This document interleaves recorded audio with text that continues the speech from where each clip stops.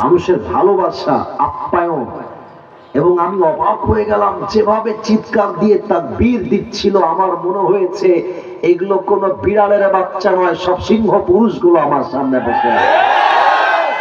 এই জন্য আমি গোবিন্দগঞ্জে এসেছি। এটা আমার শেষ মাহফিল সিজনের 2026 সালে। একটা প্রবাদ বাক্য আছে, আমি প্রথমটা বলবো, সেকেন্ডটা আপনারা বলবেন। শেষ ভালো যা। এই আপনারা আমার বন্ধু না, কথা আসতে বললেন কেন? শেষ ভালো যা।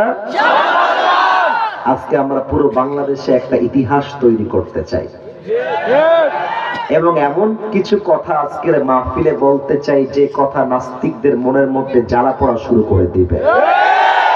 আজকে এমন কিছু কথা মাহফিলে বলতে চাই যে কথার দ্বারা আমাদের দাবি একটা হবে, আগামীর পার্লামেন্ট চলবে আল্লাহর কোরআনের সংবিধান। আপনারা সবাই কি আমার সাথে আলোচনায় দ্বিমত না একমত?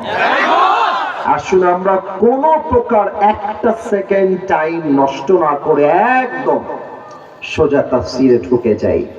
আমি কিন্তু প্রশ্ন করি মাহফিলে সবাইকে, এই জন্য জবাব যেন কেউ আসতে না দেয়, এটা আমার হাম্বল রিকোয়েস্ট, বিনয়ের সঙ্গে আবদার রাখলাম। আমি আমার আরবি খুতবার মাঝে একটি আয়াত তেলাওয়াত করেছি, 14 নম্বর পারা, সূরাতুন নাহলের 89 নম্বর আয়াত। আপনারা জাস্ট আয়াত নাম্বারটা বলবেন, বাকিটা আমার দায়িত্ব। আয়াত নাম্বার 89, গাইবান্ধাবাসী আয়াত নাম্বার কত? 80% আওয়াজ এসেছে, 100% আসে নাই। ওকে, লেটস রিপিট अगेन। আরেকবার বলি, আয়াত নাম্বার কত? 90। وَنَزَّلْنَا عَلَيْكَ الْكِتَابَ تِبْيَانًا لِكُلِّ شَيْءٍ وَهُدًى وَرَحْمَةً وَبُشْرَى لِلْمُسْلِمِينَ.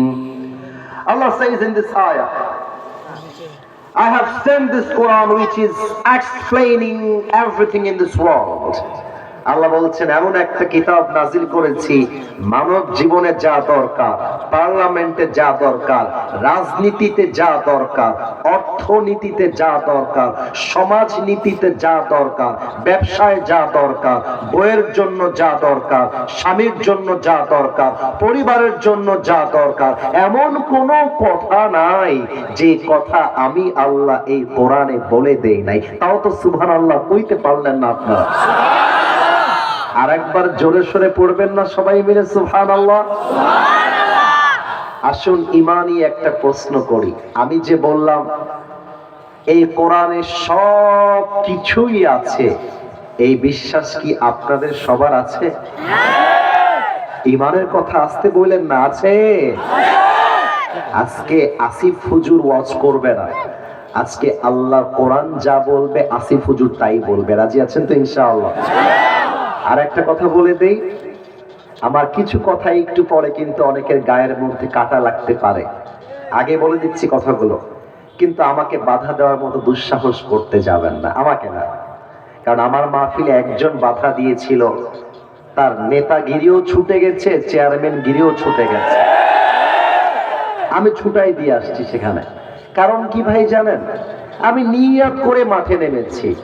বিড়ালের মতো 500 বছর বেঁচে থাকার কোনো দাম নাই, বাঁচতে হলে সিংহের মতো 1 ঘন্টা গর্জন দিয়ে আমরা বাঁচতে চাই। আসুন আমরা কোরআন দিয়ে তাফসীর করি আজকের এই মাহফিলে। আচ্ছা, আমি যদি কোরআনকে বলি, কোরআন তোমার ভিতরে যদি সবকিছুই থাকে, দেন আমাকে উত্তর করো যে তুমি পৃথিবীতে আসার পূর্বে কোথায় ছিলে, কোথায় ছিল তোমার ঠিকানা? এর জবাবটা কি কোরআনে আছে না নাই? 30 নম্বর পারা সূরাতুল বুরুজের 21 and 22 নম্বর ভার্স, 21 এবং 22 নম্বর আয়াত। বাল হুয়া কুরআনুম মাজিদুন ফি লাওহিম মাহফুজ। আল্লাহু আকবার। Rather, it's a glorious Quran preserved in tables. আল্লাহ তাআলা বলছেন এই কিতাবটাকে পৃথিবীতে পাঠাবার পূর্বে আমি আল্লাহ তাআলা আরশে আজিমে লৌহে মাহফুজে সংরক্ষিত ফলকে লিখিত করে রেখে দিয়েছিলাম। তাও তো সুবহানাল্লাহ। আর একটু জোরে সুবহানাল্লাহ কওয়া যায় না? ও আচ্ছা, তুমি লৌহে মাহফুজে ছিলে। তাহলে এবার বলো তো তোমাকে নাজিল কে করলো? তানজিলাম মিম্মান খালাকাল আরদা ওয়াস সামাওয়াতিল উলা। This Quran has been sent down by him who has created the heavens and this biggest earth. এই কোরআনটা নাজিল করেছেন তিনি, যিনি আকাশের মালিক, জমিনের মালিক, আপনার মালিক, আমার মালিক, আমাদের রব, সকলের রব। বলেন তো সেই রব কে? আল্লাহ আমার রব, নবী আমার সব। ওরে ভাই গান না, আল্লাহ আমার রব, সেই রবই আমার সব। দমে দমে তনু মনে তারি অনুভব, তোমার দুনিয়াতে আমি যেদিকে তাকাই, অথই নেয়ামতে ডুবে আছি সবাই। পাখ পাখালির কণ্ঠে শুনি তাসবিহ কল রব, তাসবিহ কল রব। আল্লাহ আমার রব, দমে দমে তনু মনে তারি অনুভব। এই কোরআনটা নাজিল করেছে কে?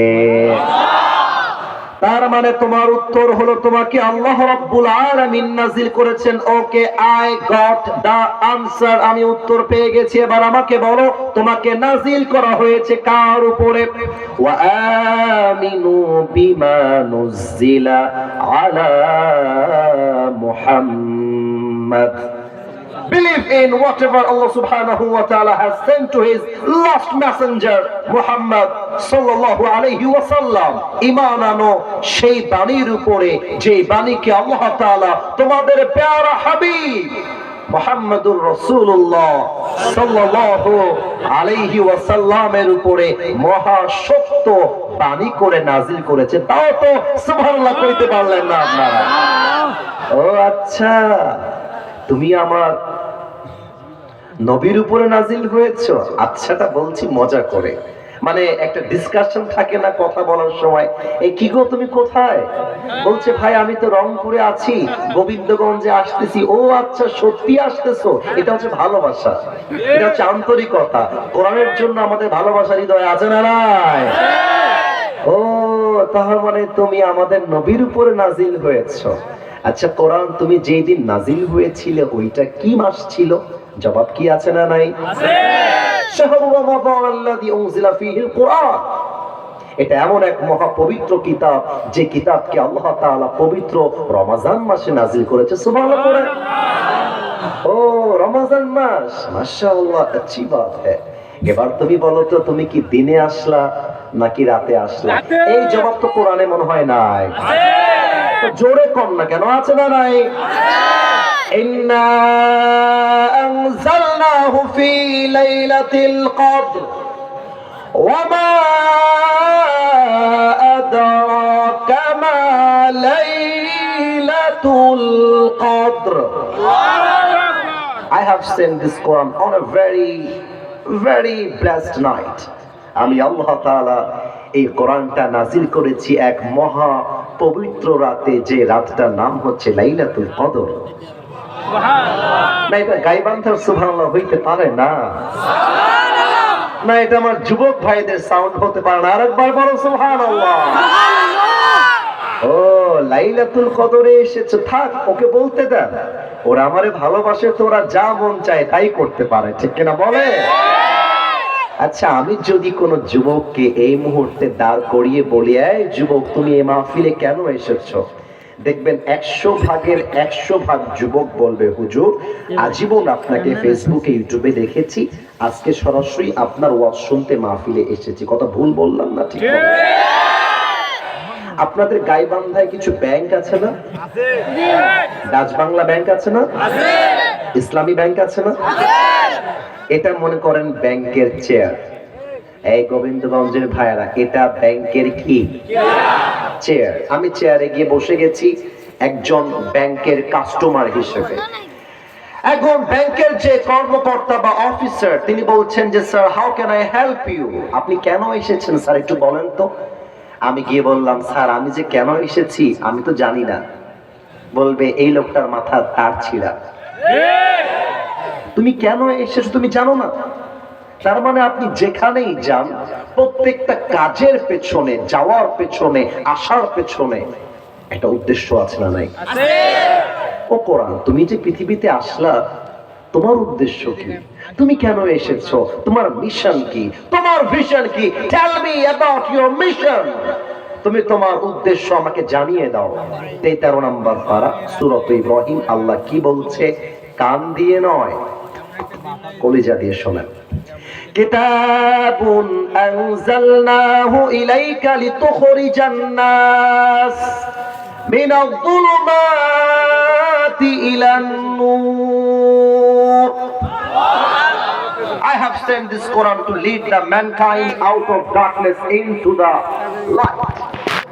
এই কোরআনটা আমি আল্লাহ এই জন্য দিয়েছি। কি সুন্দর কথা রে, আল্লাহর কথা।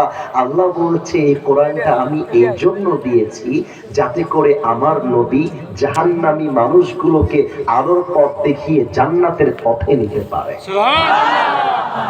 আমি যদি স্টেজ থেকে নেমে গিয়ে কারো কারো পকেট চেক করি, খেয়াল রাখবেন কারো পকেট থেকে বের হবে রিয়েলমি ফোন, ওটা খারাপ উদ্দেশ্য বলি নাই, কারো রিয়েলমি ফোন বের হবে, কারো ওপ্পো বের হবে, কারো আইফোন বের হতে পারে। এক এক জনের পকেটে এক এক রকম ফোন। এই আমি কিন্তু মজার জন্য বলি নাই, আমি তাফসীর করব আয়াতের জন্যই বেসিক্যালি এক্সাম্পলটা দেওয়ার ট্রাই করছি। আমি যদি কাউকে বলি, এই ভাই তুমি আইফোন ইউজ করছো কেন? বলবে হুজুর আইফোনটা আসলে খুব স্মুথলি কাজ করা যায়, 10 মিনিটের কাজ 5 মিনিটে করা যায়, এই জন্য আমি আইফোনটা ইউজ করি। ও আচ্ছা, আর কোনো কারণ? বলছে হুজুর আইফোন একটা ব্র্যান্ড, এই ব্র্যান্ডের জন্য আমি এটাকে ফলো করি, এটাকে আমি আমার জীবনে ইউজ করছি।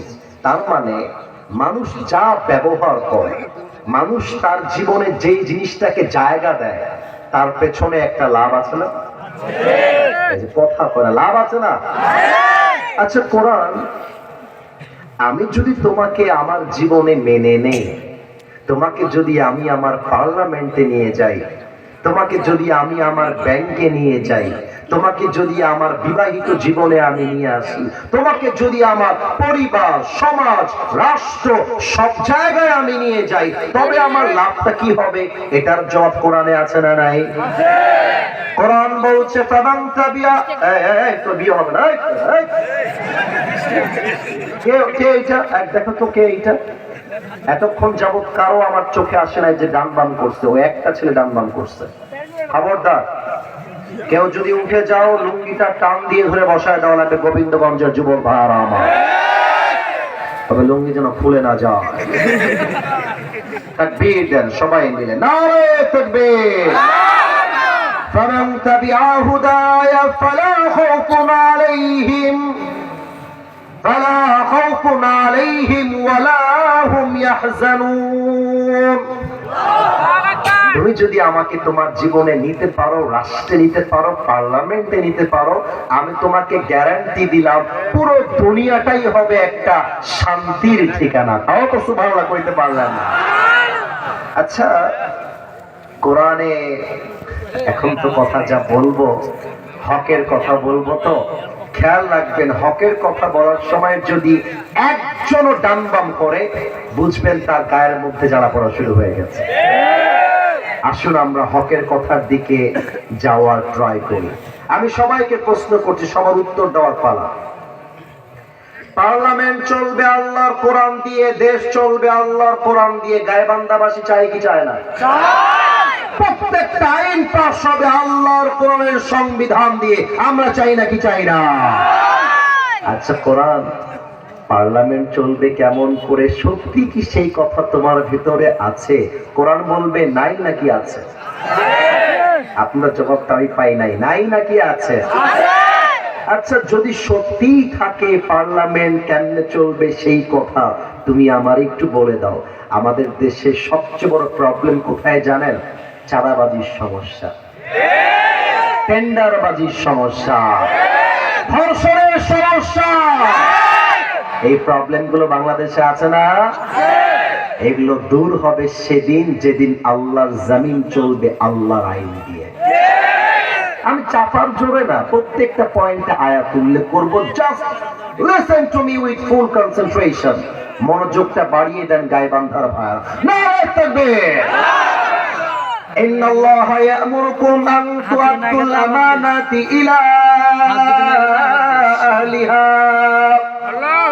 وإذا حكمتم بين الناس أن تحكموا بالعدل আল্লাহ বলছেন আপনারা চিৎকার করবেন কম, কথাটা বুঝবেন ভালো করে, এটা কাজে দিবে আজীবন।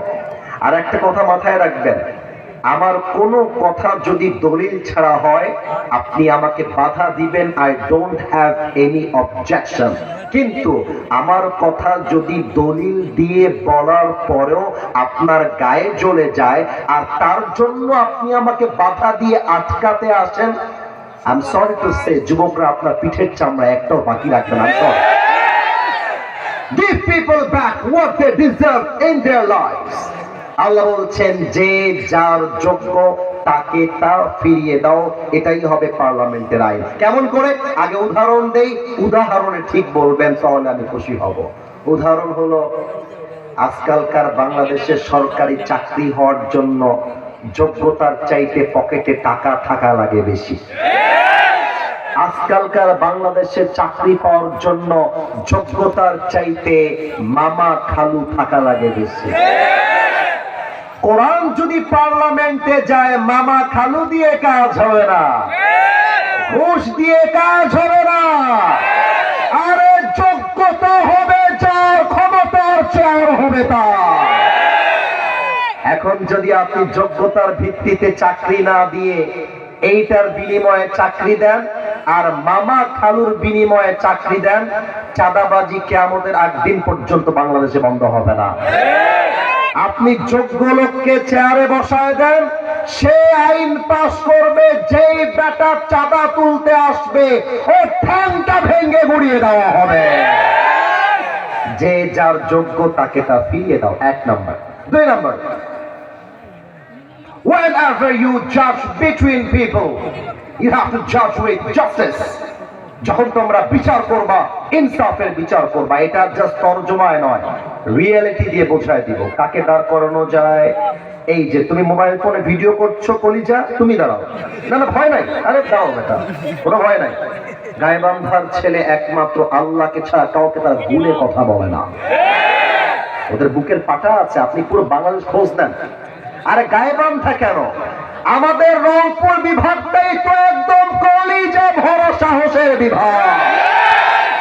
বাংলাদেশ সেকেন্ড টাইম স্বাধীন হয়েছে, তার পেছনে সবচাইতে বড় অবদান রংপুরের।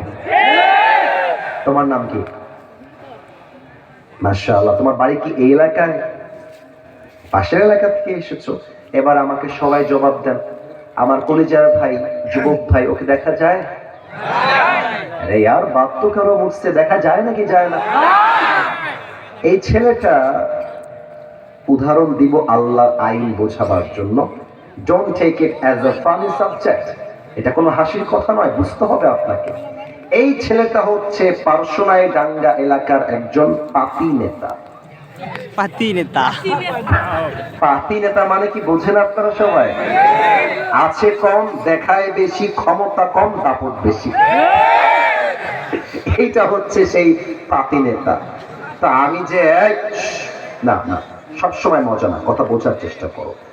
আমি যে বলেছি আল্লাহর জমিনে আল্লাহর কোরআন দিয়ে আইন চলবে, পার্লামেন্টে কোরআন দিয়ে আইন পাস হবে, এটা পাতি নেতার গায়ে লেগে গেছে। কারণ সে বুঝে গেছে, আরে ভাই রে ভাই, আল কোরআন দিয়ে পার্লামেন্ট চললে তো আমার চাঁদাবাজি বন্ধ হয়ে যাবে। এবার আমাকে ওই যে পেছনে একটা রাস্তা আছে, ভাঙ্গা ভাঙ্গা রাস্তা, ওখানে আমার গাড়িটা থামায় দিয়েছে। বলছে, হুজুর কে? হ্যাঁ, খুব সাহস নাকি? আল কোরআন দিয়ে দেশ চালাবে? হবে না হুজুর, হবে না। আমি বললাম, ভাই তোর বাড়ি কোথায় রে? বলছে, হুজুর আমি এই এলাকার নেতা, এভরিবডি নোজ মি, সবাই আমাকে চেনে। আমি বললাম, তোমার সমস্যা কি আমাকে বলো। হুজুর আপনি এই এলাকা ছাড়তে পারবেন না। বললাম, তোর বাপের নাম কি রে? আমাদের রাজশাহীতে একটা ভাষা আছে, কি বে তোর বাড়ি কোথি বে? তুই কাকে লাগছিস বে বাবুর বেটা? রাজশাহীর ভাষা। তো ওর সঙ্গে আমার খুব খেপাখেপি শুরু হয়ে গেছে। একটা পর্যায়ে গিয়ে ও খেপে গিয়ে আমার নাকে একটা ঘুষি মারছে, আমার নাকে। আমিও দিয়েছি একদম জায়গা মতো ঘুষি। জায়গা মতো কোথায় তা আর বলতে চাই না। এখন আমাদের মধ্যে একটা মারামারি লেগে গেছে, খুব বাজে একটা অবস্থা, কিন্তু রাস্তায় কেউ নাই। আমি ড্রাইভার সাহেবকে বলছি, ড্রাইভার সাহেব, কি রে, তুই জীবনে বউ পাবি না রে? ঘর কাহা পর है? इसे बैठा लो, ওখানে বসো, যাও যাও, ওখানে বসো। খবরদার কেউ যদি উঠে যায় আর বউ থাকলেও বউ পালায় যাবে, যুবক ভাড়া, ঠিক কিনা বলো? এবার আমি বলছি, ড্রাইভার সাহেব রামদা বের করেন, আজকে ওর একদিন কি আমার 10 দিন। এবার রামদা নিয়ে আসার পরে রামদা দিয়ে আমি ওর ডান পায়ে একটা কোপ দিয়েছি। একটা কোপে ডান পাটা কেটে মাটিতে পড়ে গেছে। এবার আপনারা উত্তর দেন, বাম পা না ডান পা? উত্তর সঠিক, আওয়াজ কম। বাম পা না ডান পা? এখন আমার মুত্তালেব ভাই যারা আছে সবাই মিলে আমাকে, ধর হুজুরকে। হুজুর এক অঘটন ঘটাই ফেলছে আজকে, আমাকে ধরে জেলখানায় দিয়ে দিল। 1 মাস পরে, কথার কথা এক্সাম্পল দিচ্ছি, রংপুর জেলা আদালতে আমার বিচার হবে। আমাকে কাঠগড়ায় তোলা হয়েছে। আমাকে বলতেছে, হুজুর আপনি যে অন্যায় কাজটা করলেন এটা আপনি ঠিক করেন নাই। যেহেতু বাংলাদেশের কোরআনের আইন পাশ হয় নাই, তাই আমি আপনাকে ব্রিটিশ আইনে অথবা বর্তমান যেই আমাদের প্যানেল কোড আছে, বিচারের নিয়ম আছে, ওই নিয়মে বিচার করছি। বিচারটা কি হবে? জজ সাহেব বলছে, আপনাকে আমি দিলাম 5 বছরের জেল আর 3 লাখ টাকা জরিমানা। সবাই মিলে বলেন, 5 বছরের জেল, কয় লাখ টাকা জরিমানা? मैंने सुना नहीं, जोर से बोलो, 5 বছরের জেল, কয় লাখ টাকা জরিমানা? 3 লাখ টাকা জরিমানা। এখন এই যে বিচারটা আমাকে আল কোরআনের বাহিরে গিয়ে করা হলো, এটা কি ইনসাফের বিচার হলো কিনা বোঝার জন্য একটা দাড়িপাল্লা বাজার থেকে নিয়ে আসেন। দাড়িপাল্লার ডান দিকে ওর যে ডান পাটা আমি কেটে দিয়েছি ওইটা রাখেন, আর দাড়িপাল্লার বাম দিকে 5 বছরের জেল আর 3 লাখ টাকা জরিমানা রেখে দেন। এবার টান দেন, কিয়ামত পর্যন্ত গাইবান্ধাবাসী যতই টানেন, দুইটা সমান সমান হবে? এত আস্তে বললেন কেন? সমান সমান হবে? আমি যদি 3 লাখের জায়গায় 10 লাখ দেই, আবার টান দেই, সমান সমান হবে? সমান সমান করতে চাইলে আল্লাহর জমিনে আল্লাহর কোরআন দিয়ে আইন পাশ করতে হবে। কিভাবে করতে হবে কোরআন তুমি আমারে বলে দাও। কোরআন কি বলছে খেয়াল করেন, وَكَتَبْنَا عَلَيْهِمْ فِيهَا أَنَّ النَّفْسَ بِالنَّفْسِ وَالْعَيْنَ بِالْعَيْنِ والأنف بالأنف والأذن بالأذن والسن بالسن والجروح قصاص। কোরআন বলছে, কেউ তোমার চোখ তুললে তুমি তার চোখ তুলে ফেলো, কেউ তোমার নাক কাটলে তুমি তার নাক কেটে ফেলো। চোখের বদলে চোখ, কানের বদলে কান, নাকের বদলে নাক, হাতের বদলে হাত, পায়ের বদলে পা, জানের বদলে জান। আর এটার নামই তো আল্লাহর কোরআনের সংবিধান। এবার আপনি আল্লাহর কোরআন দিয়ে বিচার করে আমার ডান পাটা এক কোপ দিয়ে কেটে দেন। এবার দাড়িপাল্লা নিয়ে আসেন, দাড়িপাল্লার ডান দিকে ওর ডান পা কাটাটা রাখেন, আর দাড়িপাল্লার বাম দিকে আমার ডান পাটা কেটে রাখেন।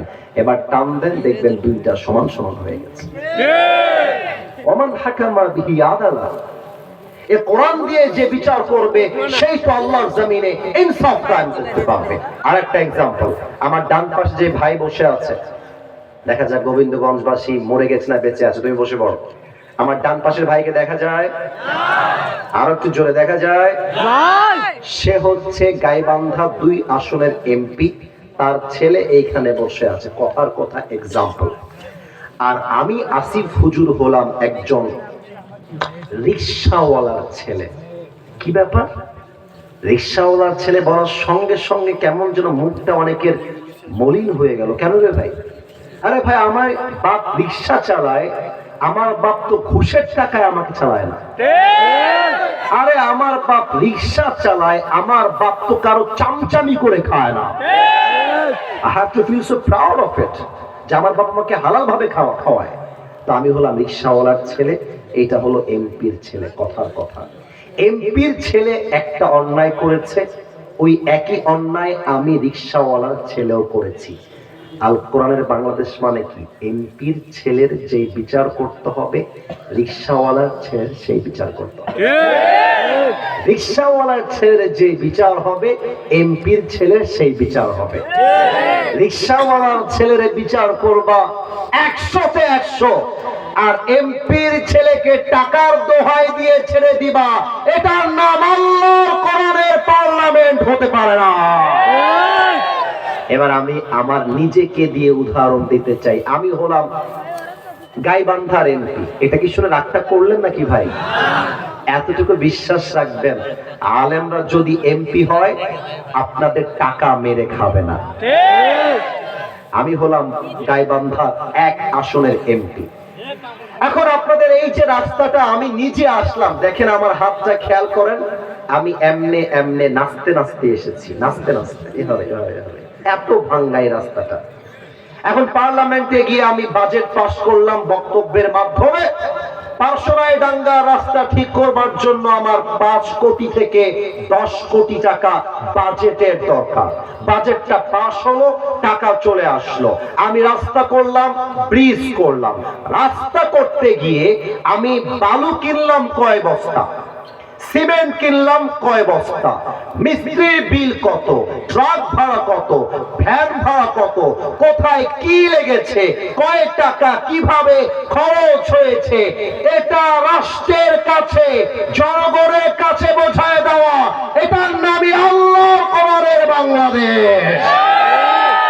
এবার সবাই আমাকে একটা উত্তর দেন তো, দেখা যাক একটা উত্তর তো ভুল হয় নাই, এবার ভুল হয় কিনা। নবীজি সবচাইতে কলিজার টুকরা মেয়ে যাকে নবীজি সবচেয়ে বেশি ভালোবাসতেন, তার নাম কি ছিল? উত্তর কিন্তু সঠিক হয়েছে। দ্বিতীয় প্রশ্ন, ফাতেমার গর্ভে আল্লাহ তাআলা, আচ্ছা ও বিক্রি করছে, করতে দাও, ওকে ডিস্টার্ব করো না, ও ছোট্ট বাচ্চা, ওকে করতে দাও কাজটা। আমরা গাইবান্ধাবাসী, আমাদের কলিজা ছোট নয়, গাইবান্ধার মানুষের কলিজা অনেক বড়। যুবক ভাইরা, তাই না বলো? এবার আমাকে বলুন তো, ফাতেমার গর্ভে যে 2 জন জান্নাতের সর্দার এসেছিল, কি কি নাম? আপনারা যে কেউ বাঁধেন না রে ভাই, ব্যাপার কি? আচ্ছা লাস্ট প্রশ্ন, ফাতেমা যেই বীর বাহাদুরকে স্বামী হিসেবে গ্রহণ করেছিলেন, ওই বীর বাহাদুরের নাম কি? মাশাআল্লাহ মাশাআল্লাহ, আলী রাদিয়াল্লাহু তাআলা আনহু। আচ্ছা রাগ করবেন না, এখানে অনেক যুবক বসে আছে যারা ছেঁকা খেয়ে দেখা হয়ে গেছে। ইভেন অনেক যুবক এই আশায় এসেছে যে আসিফ হুজুর আমার বিয়ে নিয়ে একটা কথা হলেও বলবে, তাই না যুবক ভাইরা? আমি তোমাদের এই কথাটা জাস্ট 5 মিনিট পরে বলবো, আগে আমার কথায় মনোযোগ দাও। আলীর কলিজা ধরা সাহস কম ছিল না বেশি ছিল? আচ্ছা বলেন তো, বাংলাদেশ যদি আমি কাউন্ট করি কোন ধর্মের লোক বেশি, হিন্দু হবে না মুসলমান হবে? মাশাআল্লাহ। খ্রিস্টান হবে না মুসলমান হবে? কিন্তু বলেন তো, যদিও আমাদের সংখ্যায় অনেক মুসলমান, তবে আমাদের দেশে সুদ আছে না নাই? ঘুষ আছে না নাই? আমি যদি এই মাহফিল থেকে এখন স্টেজ থেকে নেমে গিয়ে পকেট চেক করি, অনেকের পকেট থেকে ডার্বি বিড়ির প্যাকেট খুঁজে পাওয়া যায়। অনেক মহিলারা, মায়েরা, বোনেরা ওয়াজ শুনতেছে, বাবারে বাবা কোন দিকে যাব, কথা বললে তো কথা শেষ হবে না। অনেক মেয়ে দেখবা বোরকা হিজাব এমন ভাবে পরে, এত সুন্দর বোরকা দেখলেই মনে হবে ইয়ার ये लड़की तो अभी के अभी जन्नत से भाग के दुनिया में आई है माशाअल्लाह। কিন্তু রংপুর শহরে যত মেয়ে পার্কে প্রেম করে বেড়ায়, তার 80% বোরকাওয়ালিরাই প্রেম করে বেড়ায় গাইবান্ধা। এদেরকে দেখলে আমার বলতে মনে চায়, উপরে ফিটপাত, ভেতরে পুরোটাই সদরঘাট।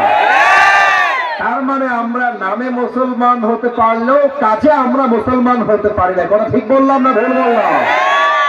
আল্লাহ বলছেন শোনো, নামে মুসলমান হলে হবে না, জাস্ট তোমার হৃদয়ে আমার উপরে ভরসা থাকতে হবে। ওমাইয়া তাওয়াক্কাল আলাল্লাহি ফাহুয়া হাসবুহ। whoever এই থামো, স্টপ। তোমরা এখানে হাসাহাসি করছো কেন? আমি আয়াত তেলাওয়াত করছি, ওরা মজা করতেছে ওখানে। সব তাকায় দেখো তো, চাতক পাখির মতো এরা তাকিয়ে আছে। আর আমি তো নিয়ম করে আসছি 1 ঘন্টার বেশি ওয়াজ হবে না, আসছি 10:42, এখন বাজে 11:42। আর আমি তো টাইমের হিসাব নয়, আমি তো ভালোবাসার হিসাব দিয়ে ওয়াজ করতে চাই। ওয়ামাইয়া তাওয়াক্কাল আলাল্লাহি ফাহুয়া হাসবুহ। যে ব্যক্তি সুখে দুঃখে আল্লাহকে ভরসা করতে পারে, আল্লাহ বলছে তার কাউকে লাগে না, আমি আল্লাহ একাই তার জন্য যথেষ্ট হয়ে যাচ্ছে। আপনারা জানেন উহুদের যুদ্ধের পরে, বদরের যুদ্ধের পরে কাফেররা মদিনায় অ্যাটাক করতে এসেছিল, মদিনাকে মিশে ফেলবে মানচিত্র থেকে। আমার বিন মারহাব ওই কাফেরের নাম। মদিনায় ঢুকে বলছে, হালুম্মু ইলাইয়া ইন কুনতুম সাদিকিন। এই মুসলমানের বাচ্চা, কার গায়ে কত শক্তি আছে, পারলে আয় আমার সঙ্গে যুদ্ধ করে দেখা। কে আছিস হাত তোল। কেউ হাত তোলে না। পেছন থেকে আলী রাদিয়াল্লাহু তাআলা আনহু হাত তুলে দিয়েছে। এত আস্তে সুবহানাল্লাহ বললেন কেন, জোরে বলেন। নবীজি বলছে, ইজলিস ইয়া আলী ফাইন্নাকা লা তাসালু হাদিসাস সিন্নি। শোনোনি, নতুন নতুন বসো বসো। নবীজি বলছে বসো, তোমার বয়স কম, তোমাকে দিয়ে হবে না, বসো। আচ্ছা, একটা প্রবাদ বাক্য আছে না, দেখি আমি ভুলে গেলেও আপনারা ভুলবেন না। ছোট মরিচে তো আলী বসে গেছে। নবীজি বলছে, এই কে আছো, হাত তোলো। কেউ হাত তোলে না। আবার আলী হাত তুলেছে। সুবহানাল্লাহ বলবেন না আপনারা? নবীজি বলছে, আলী এবার আমর বিন মারহাব খুব বাজে ভাষায় বলছে, তোদের মাঝে কেউ যদি 1 বাপের বেটা হয়ে থাকিস হাত তোল। কেউ যদি 1 বাপের বেটা হয়ে থাকিস, কেউ যদি মায়ের বুককে খালি করতে চাস আয়, কেউ যদি সন্তানকে ইয়াতীম করতে চাস আয়, কেউ যদি তার বউকে বিধবা করতে চাস আয় আমার সামনে যুদ্ধ করতে। কেউ হাত তোলে। নবীজি বলছে, কে আছো, হাত তোলো। এবার আলী 1 হাত নয় 2 হাত তুলে দিয়েছে। নবীজি, একটা চান্স দেন না আমাকে, ওই শালাকে আমি দেখে নিব, একটা চান্স দেন। আল্লাহু আকবার। নবীজি বলছে, আলী এবার এদিকে আসো। 3 বার বসাই দিয়েছে, এদিকে আসো। এবার কি আছে এই বোতল দেখা যায়? কথা কয় না, দেখা যায়। কোরআন বলছে, আমি আল্লাহকে ভরসা করো, আমি আল্লাহ একা এনাফ, তার প্রমাণ দিচ্ছি। এখন নবীজি একটা বিশাল তরবারি নিয়ে আসছে, নাম হচ্ছে জুলফিকার। বলছে, আলী এই নাও তোমার যুদ্ধে তরবারি, গো এন্ড ফাইট উইথ আমর বিন মারহাব, যাও যুদ্ধে যাও। আলী কথা শেষ না হতে হতে দৌড় দিয়েছে যুদ্ধ করতে। নবীজি বলছে, আলী কথা শেষ হয়নি, এদিকে আসো। আলী আবার আসছে। নবীজি বলছে, আলী শোনো, যুদ্ধ যেহেতু একা একা করতে যাচ্ছ, আমর বিন মারহাবের গায়ে কিন্তু অনেক শক্তি। যদি কখনো একা মনে হয়, ইযহাব ফাইন্নাল্লাহা মাআকা, মনে রাখবা তুমি একা নও, তোমার সাথে আছে একজন। তুমি কে? আল্লাহ। আলী বলছে, নবী আপনি টেনশন করবেন না, আমি আল্লাহকে বিশ্বাস করেই যাব। চলে গেছে যুদ্ধ করতে। এবার আমাকে না দেখলে হাদিসের প্র্যাকটিক্যাল মিনিংটা বুঝতে পারবেন না। এতক্ষণ আমাকে দেখতে কাউকে বলি নাই, এবার একটু বলছি, খেয়াল করেন আমার চেহারার থেকে। আমার টুপির এই হাইট দেখা যায়? দেখা তো যায়, তো কথা বলেন না কেন, দেখা যায়? এখন কারো হাইট যদি এই সামিয়ানা বরাবর হয়, আমি যদি ওকে দেখতে চাই, এমনি দেখলে হবে না, এমনি দেখতে হবে। আর ওই যে লোকটা লম্বু, ও যদি আমাকে দেখতে চাই, এমনি দেখলে হবে না। কথা ভুল বললাম না, ঠিক বললাম? তা আমার লম্বা, আলী হাইটে ছোট, কিন্তু বুকের পাটা অনেক বিশাল। এসে হাঁটে হেঁটে হেঁটে হেঁটে দাঁড়ায় গেছে আমরের সামনে। আমার বলছে আরবিতে, মান্নান তাইয়ুহাল গোলাম, এই বাবু তুমি কে গো? টিটকারি, হ্যাঁ টিটকারি বোঝাচ্ছে, আর তুমি তো আমি গুনি না। এই বাবু তুমি কে? আলীর মাথা গরম হয়ে গেছে বাবু শুনে। আলী বলতেছে আনাল্লাযী সাম্মাতনি উম্মি হায়দারা, আমি হলাম সেই যুবক যাকে তার মা নাম দিয়েছে হায়দারা। বলছে আরে বেটা তোর এটা আসল নাম না, আসল নাম কি তাই বল। বলছে ইসমি আলী। হ্যাঁ তোর নাম আলী? আনতা আলী বিন আব্দুল মুত্তালিব, তোমার বাবার নাম কি আব্দুল মুত্তালিব? বলছে লা আনা আলী বিন আবি তালিব, আমার বাবা হচ্ছে আবু তালিব। বলছে হায় হায় হায়, তোমার বাপ তো আমার ভাই লাগে, তুমি তো আমার ভাতিজা হও, আমি তোমার চাচা হই, আমি তোমার চাচা হয়ে ভাতিজার গায়ে কেমনে হাত তুলি? বাবু তুমি যাও, বাড়ি যাও, বাড়ি যাও। এবার আলী আর রাগ সহ্য করতে পারে নাই। আলী বলছে বেটা তুই কারে বাচ্চা বলিস, আয় না আয় আয়, এমন একটা কোপ মারবো তোর কল্লা 40 হাত দূরে গিয়ে পড়বে। আল্লাহু আকবার। এই কথা শুনে আমর বিন মারহাব তেলে বেগুনে জ্বলে উঠেছে। কিন্তু একটা প্রশ্ন করব, যদি আপনারা স্বৈরাচারের পক্ষের লোক না হন জবাব দিতে দ্বিধাবোধ করবেন না। প্রথম রংপুর থেকে যেই যুবকটা শহীদ হয়েছিল ওই যুবকটার নাম কি? আবু সাইদ। শহীদ আবু সাইদ।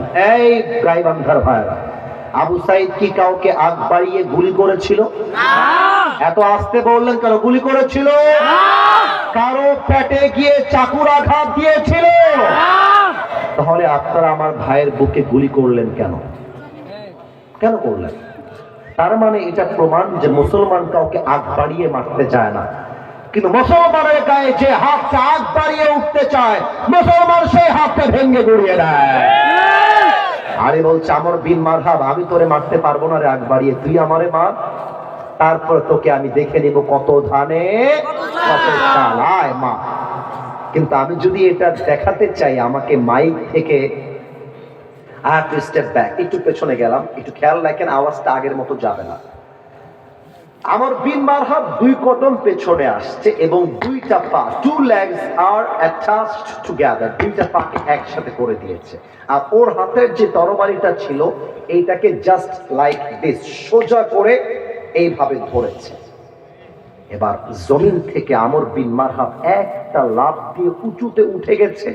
এবার আমাকে নয়, বোতলটা খেয়াল করবেন, এটা যেহেতু এই মুহূর্তে তরবারি, এই তরবারিটা এভাবে উঁচু করে মাথার উপরে নিয়ে আলীর ডান কাঁধে বিশাল জোরে একটা আঘাত দিয়েছে। আর আলী তার জুলফিকারটা এভাবে তুলে পাঠ করছে হাসবুনাল্লাহু ওয়া নি'মাল ওয়াকিল, নি'মাল মাওলা ওয়া নি'মান নাসির। আল্লাহু আকবার। আর যেই আঘাতে আলীর পুরো দেহটা 2 আধখান হয়ে যাওয়ার কথা, আল্লাহর উপরে তাওয়াক্কুল থাকার জন্য ওই আঘাতটা আলীর জামা পর্যন্ত স্পর্শ করতে পারে না।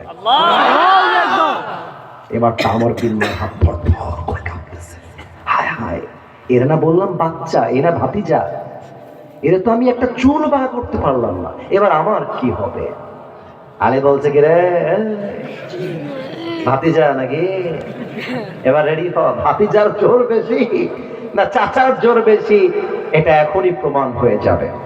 এবার আলী 2 কদম পেছনে এসেছে, 2টা পা একসাথে করেছে, জুলফিকারটা সামনে এভাবে ধরে জমিন থেকে উঁচুতে এক লাফ দিয়েছে, তরবারিটা এভাবে ধরে নারে তাকবীর আল্লাহু আকবার বলে আমর বিন মারহাবের দেহের মাঝ বরাবর একটা কোপ দিয়েছে। হাদিসে আসছে আলীর জোর এতটা বেশি ছিল, একটা কোপে আমর বিন মারহাবের ঢালটা ভেঙে এক কোপে আমর বিন মারহাবের পুরো দেহটা কেটে 2 টুকরো হয়ে পড়ে গেছে। আল্লাহু আকবার। তাওয়াক্কুল কাকে বলে? এবার আলী কি করছে জানেন? আপনারা তো হাদিস শেষ করতে পারেন না, হাদিস এখনো বাকি আছে। আলী লাথি মেরে মেরে 2টাকে একসাথে করেছে দেহটা, এবার পা তুলে দিয়েছে তার বুকের উপরে আর ডাক দিয়ে বলতেছে কাইফা তুকাতিলুনি আনতা তা'বুদু হাজারান ওয়া আনা আবদু রাব্বি মুহাম্মদ। এই বেটা কাফের, তুই আমাকে মারবি কেমন করে? তুই বেটা পাথর পূজারী, তুই বেটা মূর্তি পূজারী, আর আমি হলাম আল্লাহর উপরে তাওয়াক্কুলকারী। তোর মতো হাজারো বেঈমান চাইলেও আমার একটা বাঁকা চুল সোজা করতে করতে পারবে না। ঠিক কি না? এবং আপনারা খেয়াল করেছেন শহীদ ওসমান হাদি ছিল সেই রকম বাঘের বাচ্চা। কেমনে মাথায় গুলি করে শেষ করে দেওয়া হলো? আমি আমার ওয়াজে স্পষ্ট ভাষায় বলে দিলাম, ওসমান হাদির খুনিরা যেমন তার মাথায় গুলি করেছে, ওদেরকে ধরে এনে বাইতুল মুকাররমের সামনে ওদের মাথায় গুলি করে হত্যার রায় পাশ করতে হবে। শহীদ ওসমান হাদি একটা কবিতা সেই দিন পাঠ করছিল, আমার কলিজাটা ধুক ধুক করে কাঁপছিল। কি তার সাহসী কণ্ঠ! বলবি আমি চির উন্নত মমশী, শির নেহারি আমারই নত শির ওই শিখর হিমাদ্রি। বলবীর বড় মহাবিশ্বের মহাকাশ ছাড়ি, চন্দ্র সূর্য গ্রহ তারা ছাড়ি, ভুলক দুলক গোলক ভেদিয়া খোদার আসন আরশ ছেদিয়া উঠিয়াছে চির বিস্ময়, আমি বিশ্ববিধাত্রীর বলবীর, আমি চির উন্নত শির। ঠিক কিনা বলে? এই মুহূর্তে আমার একটা উর্দু কবিতা মনে পড়ে গেছে, বলা যাবে সবাইকে? আমার মনে হয় মুরব্বী যুবক বাংলা যেমন বোঝে, এরা উর্দু এবং হিন্দিও তেমন বোঝে। কথা ভুল বললাম না ঠিক বললাম? দেখেন আল্লাহ তাওয়াক্কুলকে নিয়ে কি বলেছে এবং আল্লামা ইকবাল তাওয়াক্কুলকে নিয়ে কি লিখেছে। হ্যাঁ, যদি আপনারা আমার উর্দু লাইনগুলো বুঝতে পারেন, এখন যেমন ঠিক ঠিক বলছেন, তখনও ঠিক ঠিক বলে বোঝাবেন যে হুজুর পার্শ্বনাই ডাঙ্গার যুবক ভাইরা শুধুমাত্র বাংলা বোঝে না, ওরা এই উর্দু হিন্দিও বোঝে। ঠিক আছে কথা? আল্লামা ইকবাল লিখেছেন, গম কে বাদ খুশি জরুর আতি হ্যায় और ये खुशी अपनी रब की तरफ से ही आती है। हर रात के बाद दिन की रोशनी जैसे छा जाती है, सब्र करने वाले बंदू को खुदा की तरफ से नियामत वैसे ही मिल जाती है। जो दुख में भी अपनी रब को याद करता है, रब उसका हाथ कभी नहीं छोड़ता। जो दुनिया से कुछ ना कहे बस अपनी रब से कहता है, उसकी दुआओं का जवाब हमेशा खामोशी में आता है। मेरे दोस्त, इसलिए जब तुझे मांगना हो तो उसी से मांग, जब तुझे पुकारना हो तो उसी को पुकार, और जब तुझे भरोसा करना हो तो उसी पर कर, क्योंकि भरोसे के काबिल सिर्फ वही है, वो तेरा रब है, वो तेरा अल्लाह है। তাহলে আমাকে উত্তর দেন, সুখে দুঃখে আমাদের ভরসা এক সত্তা, তিনি কে? এবার সবাই দুই হাত তুলেন। Everybody raise your two hands. কেউ যেন বাদ না যায়। হাতটা যেহেতু তুলে ফেলেছেন, এবার আমাকে একটু ফলো করেন। হাতটা এভাবে উঠবে না, হাতটা এভাবে থাকবে, যেন কারো হাত ব্যথা না হয়ে যায়। ভালোবাসি তো, আপনাদের ব্যথা লাগলে আমারও তো ব্যথা লাগবে, তাই না ভাইজান? তাহলে হাতটা বেসিকলি এমনি রাখেন, দেখবেন আহামরি ব্যথা হবে না। একটু কাশি দেন সবাই, আহা, আর একটু জোরে, আহা। আমি দুইটা ওয়াদা করাবো আল্লাহর সাথে, সবাই যেন দিল খুলে করে, কেউ যেন বাদ না যায়। বলেন সবাই আল্লাহ। এত আস্তে কেন? জোরে বলেন আল্লাহ। একটু মায়া দিয়ে ডাকেন তো, বলেন ও আমার আল্লাহ, তোমার শাহী দরবারে দিল থেকে তওবা করছি।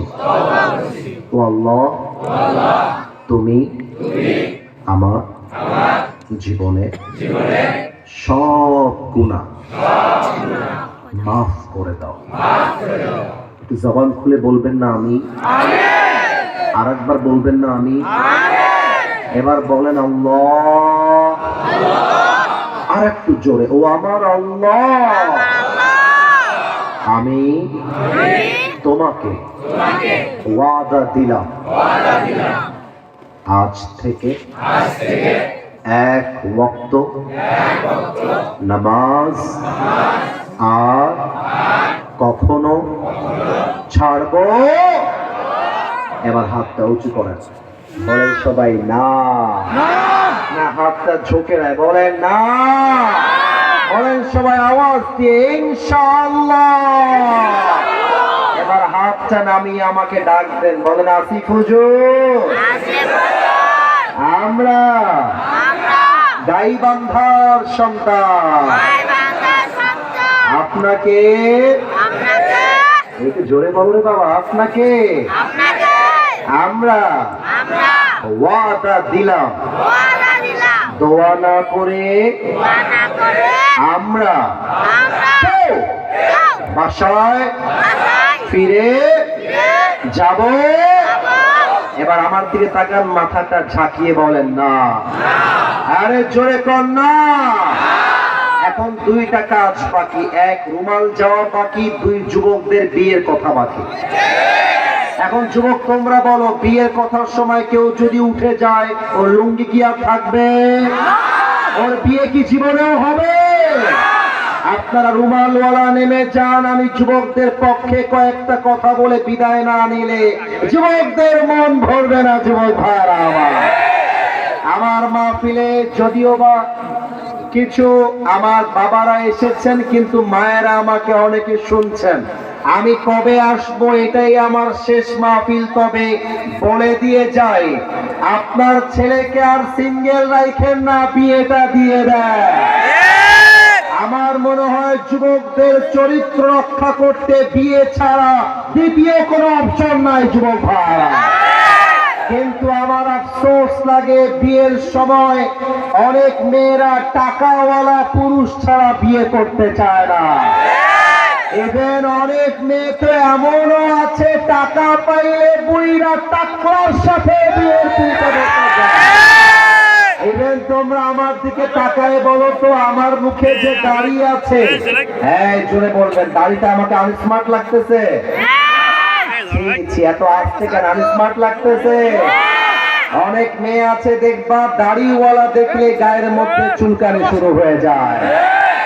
আমি আমার ওয়াজে বলেছিলাম, বিয়ের সময় যেই মেয়েদের দাড়িওয়ালা পছন্দ না, এদের জন্য বিটিএস এর হিজড়া ছাড়া সেকেন্ড কোনো অপশন আমাদের কাছে না। আরে যেই মেয়ে আমাকে দাড়ির জন্য বিয়ে করতে চায় না, সে তো আমার বাড়ির বউ হওয়ার যোগ্যতাই রাখে না। আর যে আমাকে দাড়ির জন্য বিয়ে করতে চায়, সেই তো আমার বাড়ির বউ হওয়ার যোগ্যতা রাখেছে কিনা। এবং আমি আমার আব্বা জানদেরকে বলে দিয়ে যাই, আব্বা জান, আল্লাহর কোরআন দিয়ে দেশ চলবে, আপনারা সবাই শুনেছেন। হ্যাঁ থামো, স্টপ, কোন চিৎকার নয়, আমার কথা শোনো। বাংলাদেশের পার্লামেন্টে আইন করা আছে, 18 বছরের আগে কোন মেয়ে বিয়ে করলে তার জামাইকে জেলখানায় ভরে দেওয়া হয়। আমার প্রশ্ন, 18 বছরের আগে যদি কোনো মেয়ে বিয়ে করতে না পারে, ওই মেয়ে টিকটকে নেচে বেড়ায় কেমন করে গাইবান্ধার ভাইরা? 18 বছরের আগে কোনো মেয়ে যদি বিয়ে করতে না পারে, ওই মেয়ে তার বয়ফ্রেন্ড নিয়ে পার্কে প্রেম করে বেড়ায় কেমন করে? তার মানে বোঝা যায়, বিয়ে করতে গেলেই জানা পড়া শুরু, আর হারাম প্রেম করতে সমাজে আজকাল বাধা নাই। এটাই প্রমাণ করছে পার্লামেন্ট চলছে আল্লাহর কোরআন দিয়ে নয়, পার্লামেন্ট চলছে পশ্চিমা সভ্যতা দিয়ে গাইবান্ধার ভাইরা। অতএব আমি বলতে চাই, শীতকালে কম্বল দিয়ে যুবকদের শীত দূর হবে না, ল্যাব দিয়ে শীত দূর হবে না। আরে যুবকদের শীত দূর করতে যুবকদের ঘরে ঘরে বইয়ের দরকার। এবারের সংগ্রাম বিয়ের সংগ্রাম, এবারের সংগ্রাম চরিত্র রক্ষার সংগ্রাম, এবারের সংগ্রাম গার্লফ্রেন্ডকে বাদ দিয়ে বউ ধরার সংগ্রাম। আল্লাহ তুমি যুবকদেরকে দিনদার নেককার সুন্দরী বউ দিয়ে দাও, পড়ে না আমিন। এভরিবডি, সবাই দুইটা হাত তোলেন, সবাই সবাই। আমি তাকবীরটা দিয়ে দোয়া করব। যাদের কাছে রুমাল যাবে পেছনে, কেউ যে টাকা দেওয়া বাদ না যায়। নতুন স্লোগান হবে, দেওয়ার জন্য রাজি আছেন তো সবাই ইনশাআল্লাহ? হাত নামান, একটু পরে দিচ্ছি। স্লোগানটা হচ্ছে এইরকম, এই এই এই এই বাবা, এই ছেলে, খবরদার। তাকবীরটা দিব আমরা এভাবে, নারায়ে তাকবীর, আল্লাহু আকবার। দিল্লি না ঢাকা? আপনারা বলবেন ঢাকা ঢাকা। আমি বলবো গোলামি না আজাদি, আপনারা বলবেন আজাদি আজাদি। আমি বলবো আপোষ না সংগ্রাম, আপনারা বলবেন সংগ্রাম সংগ্রাম। আমি বলবো ক্ষমতা না জনতা, আপনারা বলবেন জনতা জনতা। আমি বলবো আমার ভাই কবরে, খুনি কেন, এই খুনি কেন বাহিরে, আমার ভাই ইনকিলাব ইনকিলাব, জিন্দাবাদ জিন্দাবাদ। দেখা যাক স্লোগানটা আজকে জমে কিনা গাইবান্ধার মাহফিলে। সবাই মিলে দাঁড়িয়ে থাকা ভাইরা, বসে থাকা ভাইরা একটা কাশি দেন। আমি 1 থেকে 3 গুনছি, প্রস্তুত হয়ে যান। 1 2 3 নারে তাকবীর, ঢাকা গোলামি না আজাদি, আপোষ না সংগ্রাম, ক্ষমতা না জনতা, আমার ভাই কবরে, খুনি কেন বাহিরে, ইনকিলাব ইনকিলাব, জিন্দাবাদ জিন্দাবাদ। দিয়েছি তো রক্ত, রক্তের বন্যায়, নারে তাকবীর। আলহামদুলিল্লাহি রাব্বিল আলামিন। রব্বানা যালামনা আনফুসানা